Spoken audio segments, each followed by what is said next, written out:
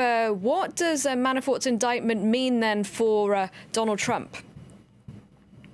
Well, no direct mention of Donald Trump in this 31-page indictment. Today we're dealing with two big documents here.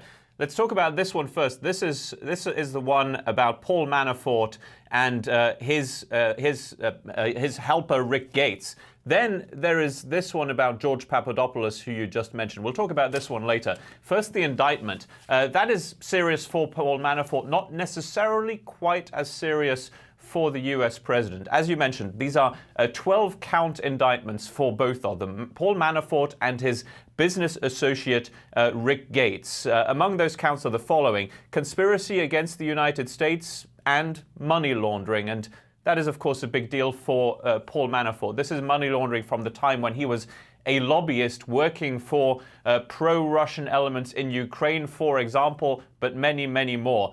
This did, though, happen largely before he became the head of the Donald Trump campaign. I say largely because, according to this indictment, it went on until 2016 being the time when Paul Manafort was indeed the head of the Trump campaign. This is why Donald Trump, the US president's first reaction, is actually false. He says this happened years ago, is the response from Donald Trump. Well, it didn't. It happened during the actual campaign. The US president goes on to say this: there was no collusion. But that brings us to the second set of documents, which brings us that little bit closer to the actual aim of Robert Mueller's investigation. That is to find out whether or not there was collusion between the Donald Trump campaign and Russian government officials and intelligence agencies.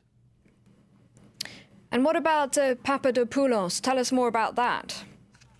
Yeah, that's the really interesting one. This is the document that mentions George Papadopoulos. He was a foreign policy advisor to the Donald Trump campaign. He is now working with the FBI. He has a plea bargain with the Department of Justice at this point, which means that he has been meeting with the FBI and has been giving them plenty of information. Here is what we know about George Papadopoulos. First of all, we didn't know much about him. Not really a well-known quantity within the Donald Trump campaign, but he was a member of it. And he had contact with a professor, an overseas professor. That's pretty much all we're told here in this document from the Department of Justice. But he did have contact with a professor who was offering contacts with Russian government officials who had tens of thousands of emails about Hillary Clinton.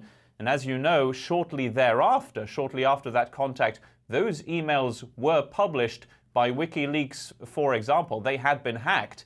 And that shows us some intent, at the very least, on the part of a member of the Donald Trump campaign to establish again those contacts between Russian government officials and a member of the Donald Trump campaign, the aim being to find dirt on Hillary Clinton. We've heard this before. There was that infamous Trump Tower meeting that included Donald Trump Jr. and, yes, Paul Manafort as well, with a Russian lawyer. The aim was the same: to get dirt on Hillary Clinton.